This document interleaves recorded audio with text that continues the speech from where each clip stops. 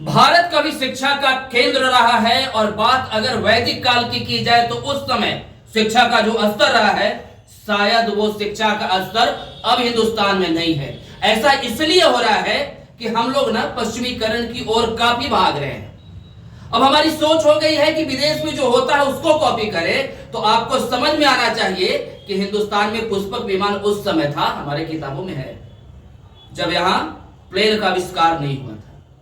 तो सारी चीजें हिंदुस्तान से शुरू होती हैं, इसीलिए भारत को कभी विश्व गुरु कहा गया और फिर से इसको स्थापित करना है। अब ये जो छोटे मोटे बच्चे हैं, अब इनसे कुछ सवाल पूछा जाए और आपके पूछने का मतलब वो खत्म भी ना हो, इनके पास वो जवाब हाजिर है, शायद आपसे नहीं हो पाएगा।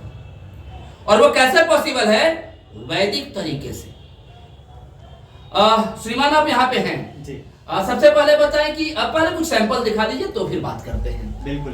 हाँ बताइए। ये बच्चे जो है वैदिक तरीके से तैयार हुए हैं, इनको आप कोई भी कैलकुलेशन बोलिए, 1 डिजिट 2 डिजिट बोलने से नहीं होगा श्रीमान, जरा पूछिए। आप देख सकते हैं यहाँ पे, ये मैं आपको सामने दिखा दे रहा हूँ, बच्चे उधर है, मैं कोई भी डिजिट बोलूंगा वो बहुत ही चलिए ये आप पूछिए। चलिए रेडी है? +8 -7 +6 +2 -9 कितना हुआ? 0।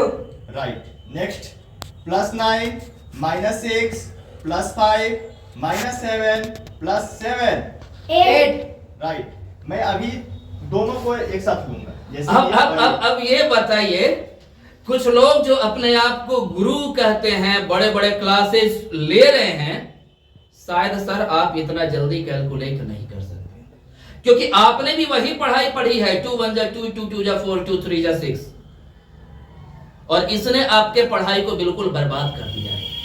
अब ये जो तरीका इन्होंने बताया ना, ये इतना जल्दी कैलकुलेशन कैलकुलेटर से भी पॉसिबल नहीं है। पॉसिबल है क्या? नहीं, बिल्कुल नहीं पॉसिबल है। अगर आप अबेकस को सीखते हैं तो आप कैलकुलेटर कंप्यूटर से भी बहुत फास्ट, विद इन सेकंड में आप इसका जवाब दे सकते हैं। इससे जरा मैथ्स वो कैलकुलेशन आप इससे पूछे तो कद में छोटा दिख रहा है। बिल्कुल। अब ये दिमाग इसकी है ना। 4 -6 +1 -3 1। Right. Next +4 +5 -5 -3 +1 2।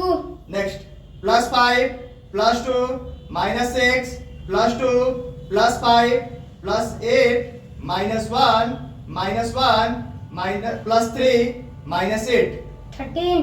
Right. Is correct. तो बस फिर बात वही आ गया कि आपको आपके अपने ओरिजिन को समझना है। हमारे पास वो सारे संसाधन मौजूद हैं जिसके द्वारा हम अपने बच्चों को उतना ही दक्ष बना सकते हैं जितना दक्षता इनकी, मतलब हमारे सपनों में होता है कि हमारे बच्चे ऐसे हो, और ये पॉसिबल है। अब क्या होता है कि कंपटीशन में जब क्वेश्चंस आता है तो बहुत जल्द उसका सॉल्यूशन देना होता है, टाइमिंग होता है, टाइम का वो बंधन होता है, तो उन जगह पे इन बच्चों के लिए बड़ा आसान हो जाता है अपने लिए रिजल्ट तैयार करना। कुछ और फीचर्स बताए आप सर। जैसे कंट्री कैपिटल में इनसे पूछता हूँ, ये फटाफट जवाब देते जाएंगे। India, Bharat, New Delhi, China, Beijing, Pakistan, Islamabad, Bangladesh, Dhaka, Myanmar, नायपीडो।